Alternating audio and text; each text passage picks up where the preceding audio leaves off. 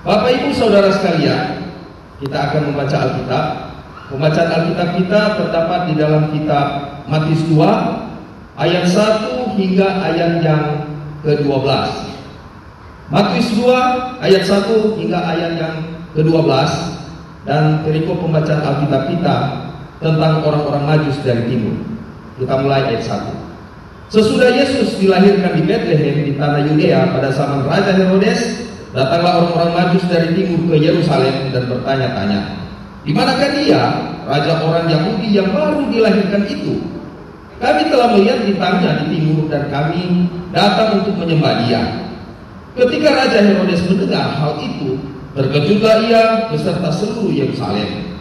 Maka dikumpulkannya semua imam kepala dan ahli Taurat bangsa Yahudi, lalu dimintanya keterangan dari mereka di mana Mesias akan dilahirkan. Mereka berkata kepadanya, di Betlehem di tanah Yudea, karena demikian ada tertulis dalam kitab Nabi. Dan engkau Betlehem, tanah Yudea, Yehuda, engkau sekali-kali bukanlah yang terkecil di antara mereka yang memerintah Yehuda, karena daripada mula akan bangkit seorang pemimpin yang akan menggembalakan umatku Israel. Lalu dengan diam-diam Herodes memanggil orang-orang Majus itu dan dengan teliti bertanya kepada mereka bila mana bintang itu nampak. Kemudian ia menyuruh mereka ke Betlehem, katanya, pergi dan selidikilah dengan seksama hal-hal mengenai anak itu, dan segeralah sesudah kamu menemukan dia, kabarkanlah kepadaku supaya aku pun datang menyembah dia. Setelah mendengar kata-kata raja itu, berangkatlah mereka, dan lihatlah bintang yang mereka lihat di timur itu mendahului mereka sehingga tiba dan berhenti di atas tempat di mana anak itu berada. Ketika mereka melihat bintang itu, sangat bersukacitalah mereka. Maka masuklah mereka ke dalam rumah itu dan melihat anak itu bersama Maria ibunya, lalu sujud menyembah dia. Mereka pun membuka tempat harta bendanya dan mempersembahkan persembahan kepadanya, yaitu emas, kemenyan, dan mur. Dan karena diperingatkan dalam mimpi supaya jangan kembali kepada Herodes, maka pulanglah mereka ke negerinya melalui jalan lain. Bapak Ibu Saudara sekalian, jadi pembacaan Alkitab kita ini jadi tema Natal yang saat ini diangkat oleh markas cabang Laskar Merah Putih Kota Manado, yaitu Natal Yesus Kristus yang mempersatukan kita. Simple. Jadi ayat Alkitab kita bisa buka di dalam Ibrani 12 ayat 14, dikatakan, berusahalah hidup damai dengan semua orang dan kejarlah kekudusan, sebab tanpa kekudusan orang tidak bisa melihat Tuhan.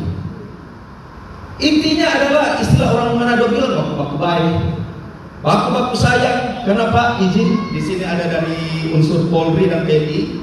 Memang Laskar Merah Putih ini tropi kegiatan Natal ini yang melibatkan ini sampai Muslim, luar biasa. Jadi kebersamaan Laskar Merah Putih ini kita tidak memandang di agama mana, tetapi bagaimana kita mewujudkan NKRI itu. NKRI harga mati. Karena mau ciptakan kekeluargaan, kegotong royongan ini tidak gampang. Makanya Ibrani 12 ayat 14 dikatakan, berusahalah hidup damai dengan semua orang. Kalau kita melihat cerita di dalam kitab Matius ini tentang orang-orang Majus dari timur, banyak orang sebanyak mendengar di YouTube, siapa itu nama orang Majus? Sebenarnya ada 4, itu satu yang menyimpang. Orang Majus ini, orang adalah raja-raja timur, namanya Melchior, Belsasar, Kaspar. Mereka itu adalah penyihir. Raja Persia, ya kalau bukan raja mana Herodes Agung, namanya Herodes Agung. Tetapi di Alkitab cuma dikatakan pada zaman Herodes. Orang jadi bingung, zaman Yesus lahir Herodes, kaki Herodes mati. Tiba-tiba di zaman Yesus Tuhan Yesus disalibkan, ada Herodes lagi. Itu namanya Herodes Antipas, zaman tua. Jadi Herodes Agung, anak-anaknya adalah Herodes Filipus, Herodes Archelaus, Herodes Antipas zaman penyaliban Yesus. Kalau kalian bercerita ini, Melchior, Belsasar, Kaspar, mereka ini adalah 3 orang Majus, raja timur, raja Persia. Makanya ada kata istilah orang-orang Majus. Kata Majus kalau dalam bahasa Arab disebut Majusi, itu alih-alih bintang. Orang itu menyembah dewa-dewa yang mereka sembah. Tetapi masalahnya sekarang ini orang penasaran sekali. Selama orang hidup ini baru ini lihat bintang yang terang gemerlap.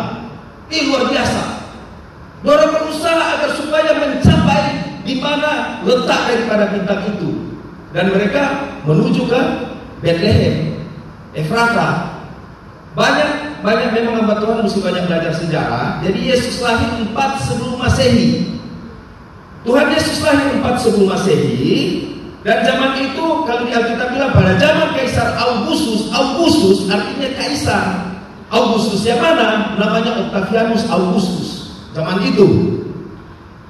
Masalahnya sekarang di wilayah Yudea Samaria, karena di wilayah Roma, otomatis Yudea Samaria ini itu dijajah oleh Romawi, termasuk Alexandria Mesir. Wilayah Yudea ini, makanya ada raja yang memerintah. Kalau istilah kalau orang di sini, ada presiden, ada gubernur, itu sama dengan gubernur. Ini Herodes Agung. Dia memerintah. Dan zaman Herodes Agung ini 4 sebelum Masehi. Jadi Herodes Agung memerintah 73 sebelum Masehi sampai 4 sebelum Masehi. Itu mundur pendeta, dia mundur. Karena berbicara sebelum Masehi itu mundur. Kalau berbicara Masehi itu maju. Ini banyak orang yang bertanya tentang masalah ini. Pendeta bertanya, bukannya Yesus lahir tanggal 25 Desember? Karena kebanyakan, bukannya ini tanggal 25 Desember itu lahirnya kan Dewa Matahari. Karena orang pakai kalender Gregorian. Sedangkan orang ke bapak-bapak gereja yang menulis kitab suci ini, mengkanonkan kitab suci ini, dia pakai kalender Julian. Bedanya 13 hari, makanya orang 25 Desember.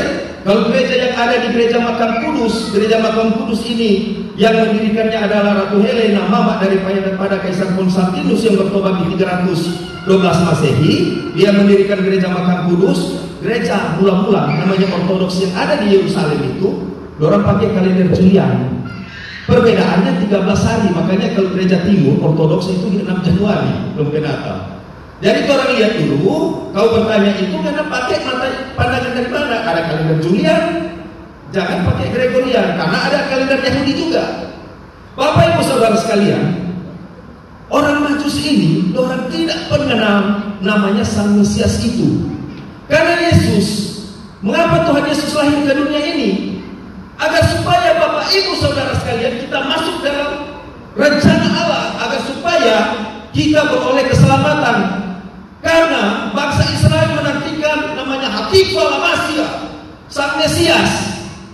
Makanya tadi ada ayat-ayat yang dibacakan di dalam Yohanes 1 ayat 1. Dia bilang begini, en hologos, kai hologos en prostoteon, kai theos en hologos. Itu bahasa aslinya, bahasa Yunani-nya yang artinya pada mulanya adalah firman. Firman itu bersama-sama dengan Allah dan firman itu adalah Allah.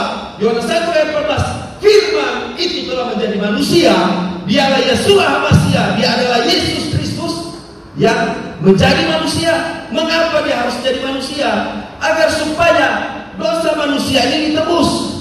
Roma 3 ayat 23 mengatakan karena semua orang telah berbuat dosa dan hilang kemuliaan Allah. Tetapi Tuhan Yesus dengan kerendahan hati.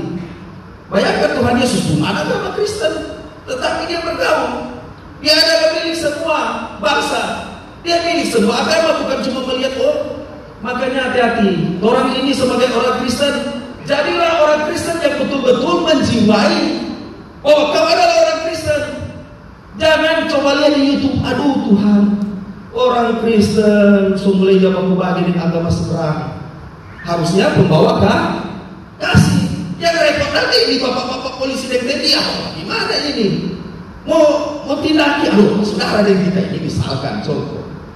Tetapi sebagai orang Kristen, apalagi orang ini orang Sulawesi Utara yang cinta damai, orang melihat makna Yesus Kristus, untuk apa Yesus Kristus lahir ke dunia, agar supaya kita ini ditebus.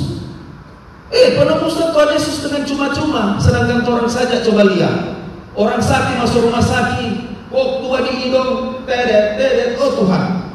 Sobat tadi, itu cuma-cuma, itu apa? Bayar. Mari ini penebusan Tuhan Yesus, dia tak mau minta, mesti bayar. Marilah kita memaknai makna Natal ini. Orang Majus tidak mengenal Sang Mesias itu. Orang bersepakat, mari, orang pergi Melchior dan Saskar, mari orang pergi. Di mana itu letak? Sang Raja itu akan lahir.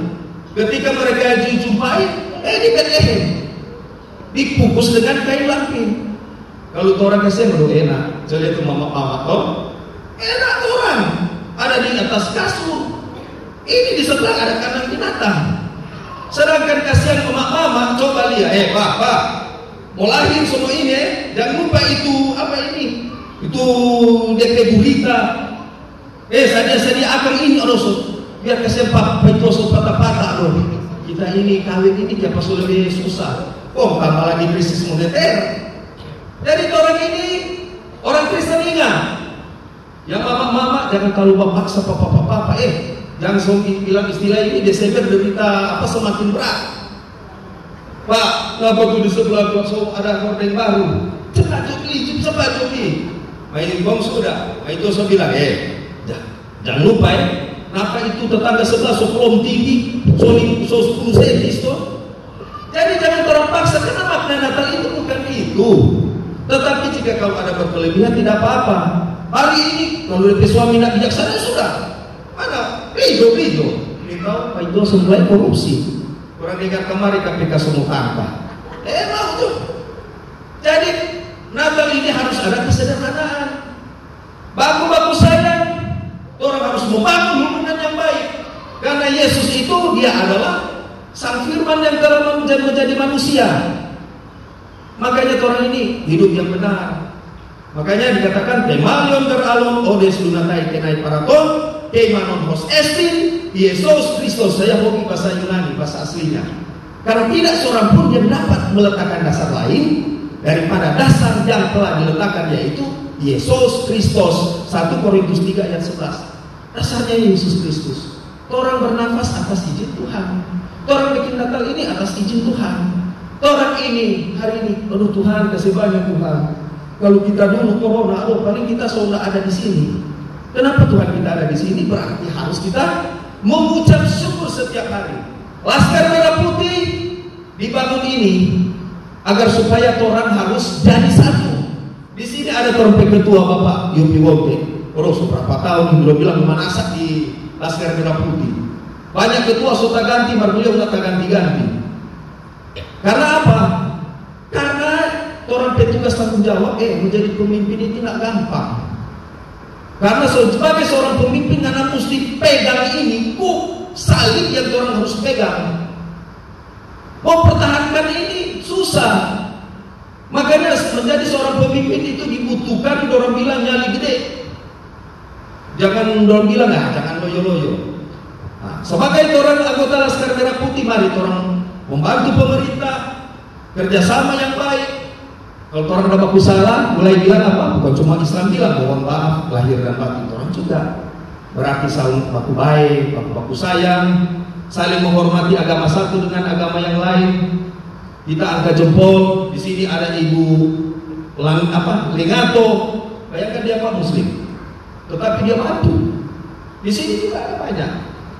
Sekarang orang ini soalnya orang bilang soalnya keren. Kalau cuma mau baku-baku siku. Tahun depan di 2025 orang mesti lebih baik. Karena dikatakan orang yang paling baik di dunia adalah orang yang dapat membahagiakan orang dengan kebaikan. Surah Juta panjang-panjang ini khotbah. Mari orang jadi satu, saling membantu antara satu dengan yang lain. Percayalah, kalau kita andalkan Tuhan dalam kehidupan kita, pasti Tuhan akan memberkati kehidupan kita. Saya tutup di dalam Yohanes 3 ayat 30. Biarlah dia semakin besar, kita semakin kecil. Biarlah Tuhan Yesus semakin bertambah-tambah, kita semakin berkurang-kurang. Nama Yesus yang dipuji, dimuliakan dan disembah. Shalom Alaihi Wasallam. Kristos Anesti, Alitos Anesti. Amin.